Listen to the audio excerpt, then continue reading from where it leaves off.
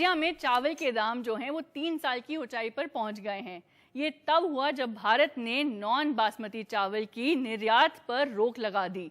Thai white rice जो हैं उनके दाम अब अप्रैल 2020 की ऊंचाई पर पहुंच गए हैं, जब उस वक्त याद रखिए दाम थे $572 प्रति टन। उस लेवल पर दाम पहुंच गए हैं थाई राइस एक्सपोर्टर्स एसोसिएशन के डेटा के अनुसार। अब आप ये सोच रहे होंगे कि सरकार ने नॉन बासमती चावल की निर्यात पर रोक क्यों लगा दी है, तो कंज्यूमर अफेयर्स और फूड और पब्लिक डिस्ट्रीब्यूशन मिनिस्ट्री के अनुसार ये कदम इसलिए लिया जा रहा है ताकि भारत में चावल की कमी जो है उसको वो ना हो अब, और जो दाम जो लगातार बढ़ रहे हैं रिटेल मार्केट में उस पर काबू किया जा सके।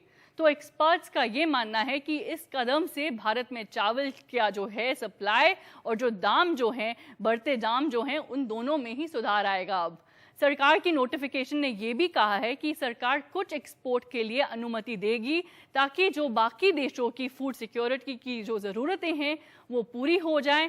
लेकिन इसका असर हम देख रहे हैं अभी से, जैसे कि हमने देखा विदेश में घबराहट में खरीदारी हो रही है।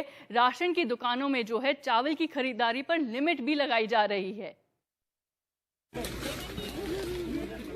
माने या ना माने, लेकिन वाकई चावल को लेकर भगदड़ मची हुई है। विकसित देशों की दुनिया से आई ये तस्वीरें बताती हैं कि भारत ने गैर बासमती चावल के निर्यात पर जो रोक लगाई है उसका वहां क्या असर हुआ है।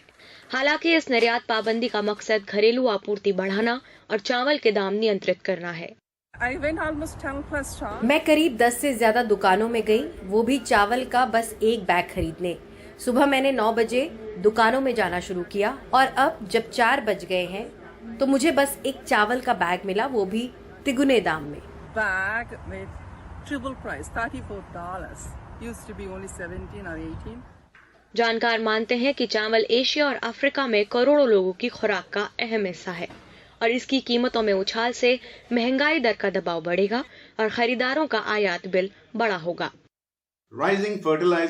अल नीनो और फर्टिलाइजर्स के दामों में उछाल आने से चावल के दाम बढ़ गए हैं। इसका असर पूरे एशिया में 3 बिलियन लोगों पर पड़ेगा।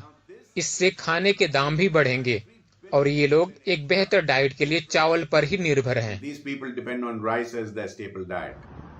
असर इसका अमेरिका पर भी है।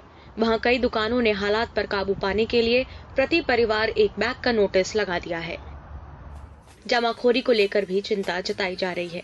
याद करें कि IMF ने कहा है कि वो भारत को चावल की इस किस्म के निर्यात पर पाबंदी हटाने के लिए प्रेरित करेगा, जिसका दुनिया भर की महंगाई पर असर पड़ सकता है। दिल्ली से साक्षी बजाज की रिपोर्ट, NDTV इंडिया के लिए।